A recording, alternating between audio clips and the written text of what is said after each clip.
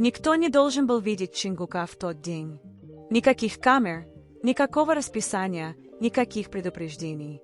Но в тот момент, когда он вступил в аэропорт, все изменилось. И когда Тэшон обернулся и увидел его реакция заставила замереть весь терминал. Фанаты не кричали. Они ахнули.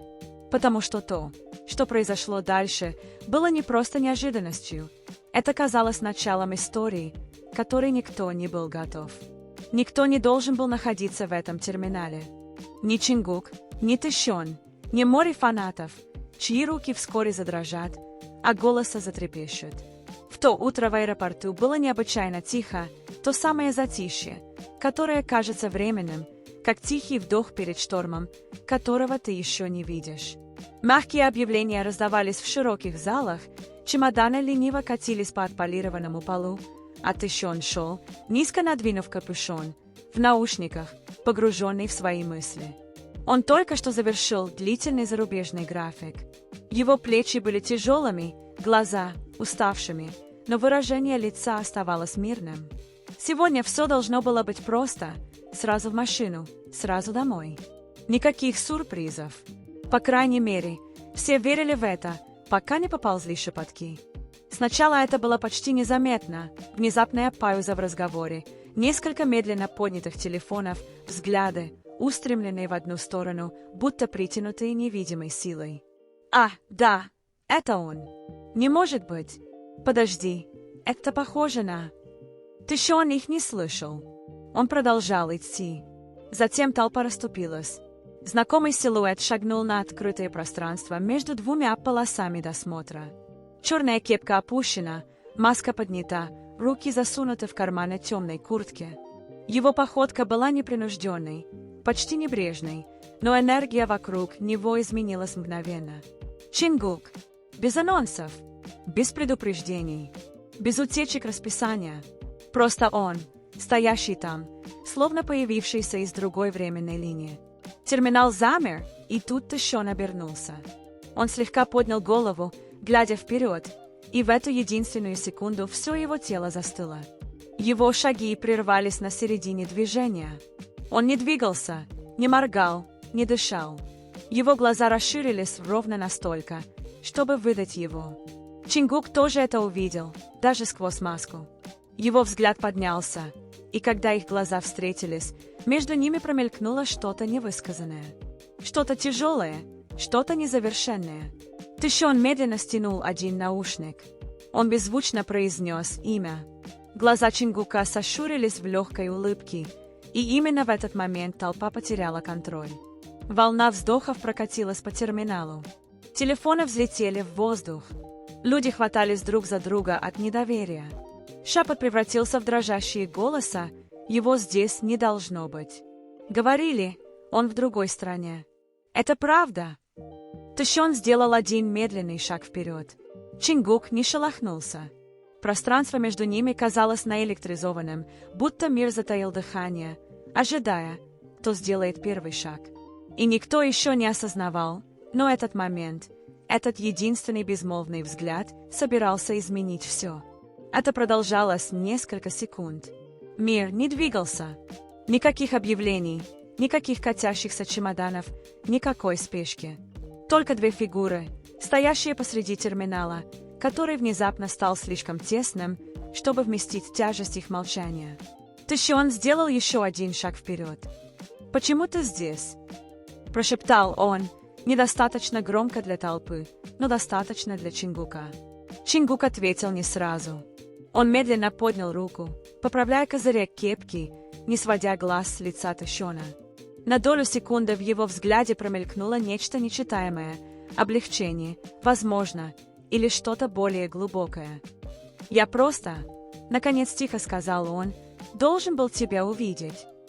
Это было все, всего 3 слова, но они прозвучали тяжелее любого объяснения. Тэшон выпустил из легких воздух, который сам не заметил, как затаил. Его пальцы слегка сжались. «Ты мог позвонить», — пробормотал он. Губы Чингука под маской слабо изогнулись в улыбке. «И позволить тебе отговорить меня». От этого Тэшон почти улыбнулся. Почти. Вокруг них толпа гудела, как электричество, запертое в стекле. Телефоны дрожали. Шепот превращался в теории. Охрана пыталась деликатно создать дистанцию. Но никто не хотел прерывать этот момент, потому что это не было похоже на обычную встречу. Это было похоже на воссоединение, которое не планировалось, но было жизненно необходимо. Тэшон внимательно посмотрел на него. Теперь по-настоящему посмотрел. Под глазами Чингука были темные круги. Его плечи были напряжены под курткой. Что бы ни привело его сюда, это не было чем-то легким. «Ты выглядишь уставшим», — мягко сказал Тэшон. «Как и ты». Их глаза снова встретились. Между ними установилось тихое понимание. То самое, которое приходит только после лет общих сцен, общего давления и общего молчания. Затем Чингук сместился чуть ближе. «Я пришел не ради расписания», — сказал он. «Я пришел не ради камер. Я даже не ради фанатов пришел». Его голос стал тише. «Я пришел, потому что не хотел потерять тебя, не сказав того, что должен был сказать». У Тэфёна перехватило дыхание. «Потерять меня? Как?» — спросил он. Чингук медлил ровно столько, чтобы тишина стала гнетущей. Прежде чем он успел ответить, по терминалу прокатилась внезапная волна криков. Кто-то выкрикнул его имя. Охрана бросилась вперед, и хрупкий пузырь вокруг них начал трескаться. Тэшон инстинктивно протянул руку, коснувшись рукава Чингука, и это маленькое, почти случайное прикосновение повергло толпу в абсолютную истерию. Но чего никто из них еще не знал, так это того, что Чингук собирался раскрыть истинную причину своего приезда, и как только он это сделает, ничто уже не станет прежним. Охрана действовала быстро, слишком быстро. Голосы становились громче, барьеры смещались, и некогда тихий терминал взорвался вспышками света и дрожащими телефонами. Хрупкий момент между ними внезапно оказался под угрозой разрыва. Но Чингук не отступил. Он не отпустил руку. Вместо этого он наклонился ближе, ровно настолько, чтобы Тэшон его слышал. «Если они нас разлучат», — прошептал он, — «ты этого не услышишь».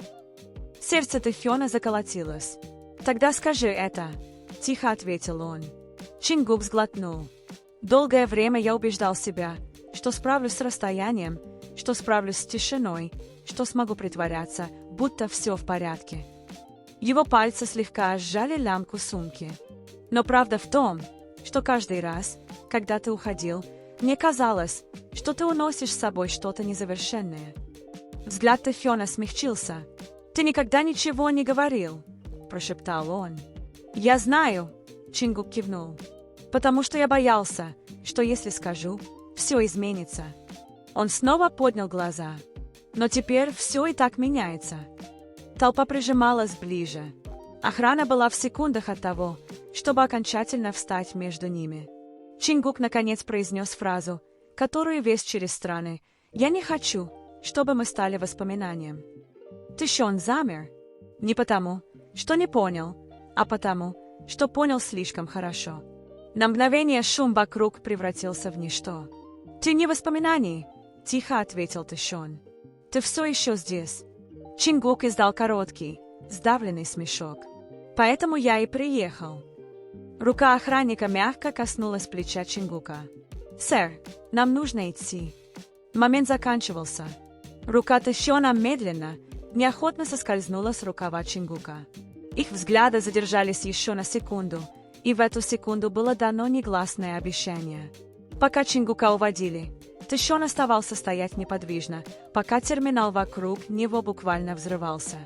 Позже фанаты будут пересматривать эти кадры 1000 раз, но никто из них так и не услышит, что Чингук прошептал, проходя мимо него, 3 слова. Слова, которые вскоре изменят все. Тэшон ответил не сразу. Когда он наконец поднял голову, его глаза были красными и опухшими.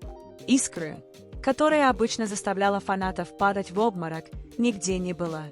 «Я даже не знаю, с чего начать», — слабо сказал он. «Все просто кажется таким тяжелым».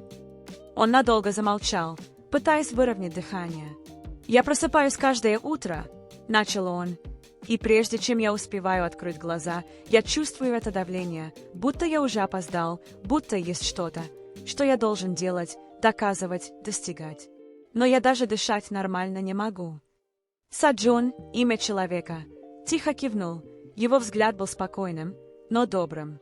Такова цена того, что мы делаем, иногда. Мир забирает, а мы продолжаем отдавать. Тыщон покачал головой. Но я не знаю, осталось ли у меня хоть что-то, что я могу отдать. Признание прозвучало болезненно и трепетно, как заново открытая рана. Его руки плотно сжались, голос срывался на каждом слове. Я пытаюсь улыбаться для всех, для армии, для участников, для людей, которые верят в меня.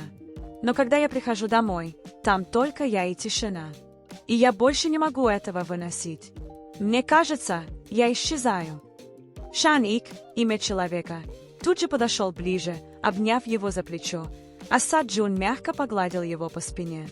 «Выпусти это», – прошептал Саджун. «Не сдерживайся.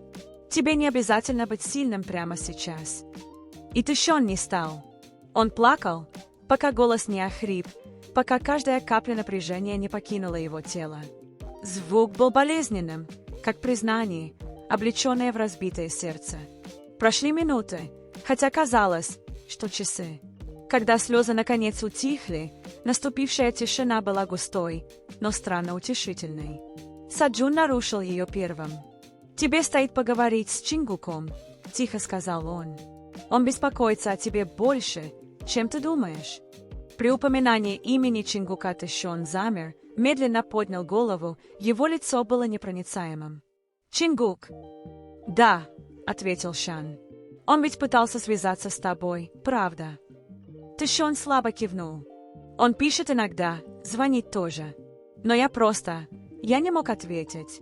Я не хотел, чтобы он видел меня таким». Саджун слабо улыбнулся. «Тебе не нужно быть идеальным для него, Тыщон. Он любит не ту версию, которую видит мир. Он любит тебя, настоящего». Это поразило его, как молния. Не то чтобы он не думал о Чингуке.